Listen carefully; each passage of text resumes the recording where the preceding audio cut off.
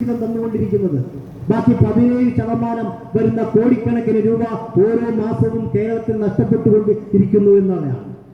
എന്നാൽ BJP ഭരിക്കുന്ന സംസ്ഥാനങ്ങളിൽ അത് 65% വരെ കൊടുക്കുന്ന ഒരു സ്ഥിതി. അവിടെ 50% പറഞ്ഞിട്ട് അവിടെ വികസനം മുരടിപ്പാണ് എന്ന് പറഞ്ഞ് BJP ഭരിക്കുന്ന സംസ്ഥാനങ്ങളിൽ 65%ത്തിലേക്ക് കൊണ്ടെത്തിച്ചിരിക്കുന്നു എന്ന യാഥാർത്ഥ്യം നാം കാണണം. നമ്മൾ ഏത് മേഖലയായാലും അവർ സാമ്പത്തികമായി ബുദ്ധിമുട്ടിപ്പിക്കുന്ന ഒരു സ്ഥിതിയിലേക്ക്. നിങ്ങൾക്കറിയാം ദേശീയപാത വികസനം, നിങ്ങൾക്കറിയാം കേരളത്തിന്റെ അങ്ങേയറ്റം മുതൽ കന്യാകുമാരി വരെ കേരളത്തിലെ ദേശീയപാത വികസനം. പണ്ട് ദേശീയപാത വികസനത്തിന് വസ്തു ഏറ്റെടുത്തു കൊടുത്താൽ മാത്രം മതി എന്നായിരുന്നു പറഞ്ഞത്. എന്നാൽ ഇന്നിപ്പോൾ അത് പറയുന്നത് അതിന്റെ 25%, ആ റോഡ് വികസനത്തിന്റെ 25% കൂടെ കേരള ഗവൺമെന്റ് വിഹിതം എന്നുള്ള രീതി അടയ്ക്കണം എന്ന് തന്നെയാണ്. അങ്ങനെ അടച്ചുകൊണ്ട് തന്നെയാണ് കേരളത്തിലെ ദേശീയപാത വികസനം മുന്നോട്ട് കൊണ്ടുപോകുന്നത്.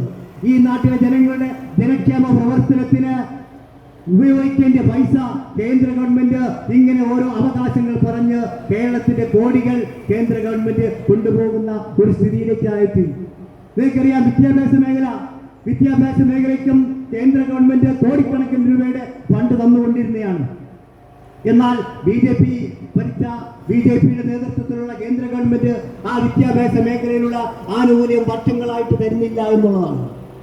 എന്തുകൊണ്ട് തരുന്നില്ല എന്നുള്ളത് കേന്ദ്ര ഗവൺമെന്റിന്റെ സിലബസുകൾ കേരളത്തിൽ നടപ്പാക്കണം, അവരുടെ വിദ്യാഭ്യാസ രീതിയും നയവും കേരളത്തിൽ നടപ്പാക്കണമെന്ന് പറഞ്ഞുകൊണ്ട് കേന്ദ്ര വിഹിതം ആ വിദ്യാഭ്യാസ മേഖലയിലും തരുന്നില്ല എന്ന യാഥാർത്ഥ്യം നാം കാണണം.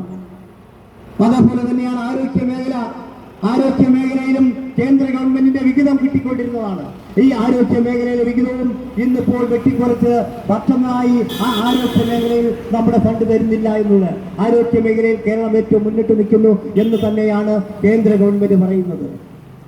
നിങ്ങൾക്കറിയാം ഇവിടെ പ്രാഥമിക ആരോഗ്യ കേന്ദ്രങ്ങളിൽ NRH ഡോക്ടർമാരെ നിയമിക്കുന്നതും ആശാ പ്രവർത്തകരെ നിയമിക്കുന്നതും കേന്ദ്ര ഗവൺമെന്റിന്റെ ആരോഗ്യ പരിപാലന ഫണ്ട് ഉപയോഗിച്ചുകൊണ്ട് തന്നെയായിരുന്നു. എന്നാൽ വർഷങ്ങളായി ആശാ പ്രവർത്തകരുടെ ഫണ്ട് തരികാതെയും അതുപോലെ ഡോക്ടർമാരുടെ പൈസ ശമ്പളം തരാതെയും ഇന്ന് കേരളത്തിലെ 100 കണക്കിന് ഡോക്ടർമാരുടെ ശമ്പളം കേന്ദ്ര ഗവൺമെന്റ് കൊടുക്കുന്ന ഒരു സാഹചര്യം ഇന്ന് കേരളത്തിലുണ്ട് എന്ന് ഞാൻ കാണണം. അങ്ങനെ കോടിക്കണക്കിന് രൂപ ആ മേഖലയിലേക്ക് കേരളം മാറ്റിവെക്കുന്ന ഒരു സ്ഥിതി ഇന്ന് ഉണ്ടായിട്ടുണ്ട്.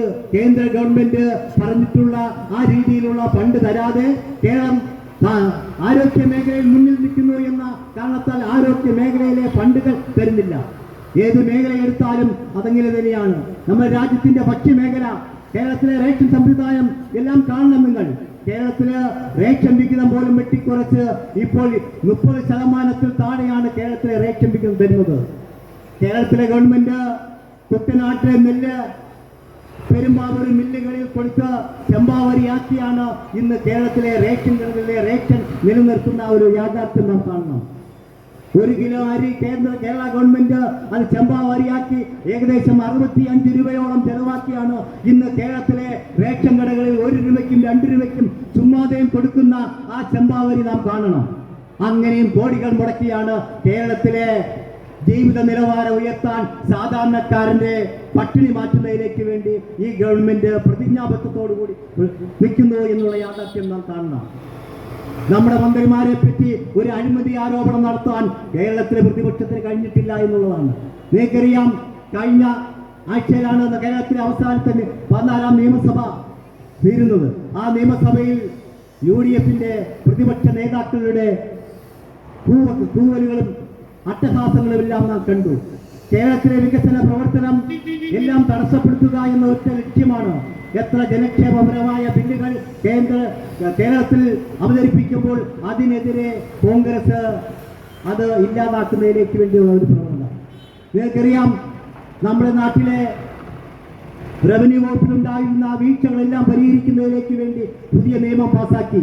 ഒരു 2ാം ഭൂപരിഷ്കരണ നിയമത്തിന് തുല്യമായ നിയമം കഴിഞ്ഞ നിയമസഭ പാസാക്കിയിട്ടുണ്ട്. നാട്ടിലെ ജനങ്ങളെ പ്രമാണമനുസരിച്ച് കരം തീർത്തു കൊടുക്കുക, അവർക്ക് പട്ടയം പിടിച്ചു കൊടുക്കുക എന്ന പുതിയ നിയമം കേരള നിയമസഭ പാസാക്കിയിട്ടുണ്ട്. അതിന്റെ നടപടിക്രമങ്ങൾ ഉദ്യോഗസ്ഥന്മാർ മുഖേന അത് പൂർത്തീകരിച്ചുകൊണ്ട് ഏതാനും ദിവസങ്ങൾക്കകം തന്നെ ഇത് വില്ലേജുകളിലേക്ക് പ്രാബല്യത്തിലാക്കാൻ കമ്മിറ്റികൾ എടുത്തു തുടങ്ങി എന്നുള്ള യാഥാർത്ഥ്യം നാം കാണണം. അങ്ങനെ കേരളത്തിലെ വികസനം എല്ലാ മേഖലയിലും നാം കൊണ്ടെത്തിക്കുന്നു എന്ന് നാം കാണണം. ഏതായാലും കേരളത്തിലെ മന്ത്രിമാർ ഈ നാട്ടിലെ ജനങ്ങളുടെ ജീവിത നിലവാരം ഉയർത്തുന്നതിനും പട്ടിണി മാറ്റുന്നതിനും പ്രതിജ്ഞാബദ്ധതയോടുകൂടി പ്രവർത്തിക്കുന്നു എന്നുള്ള കാരണം നാം ഓരോരുത്തരും കാണണം. കേരളത്തിലെ റോഡുകൾ കാണണം. ഇന്ന് ഈ ഇത്ര നല്ല റോഡുകൾ രാജ്യത്ത് ഒരു സംസ്ഥാനത്തും ഇല്ലാത്ത രീതിയിൽ കേരളം കൊണ്ടെത്തിച്ചിരിക്കുന്നു എന്നുള്ള കാണണം.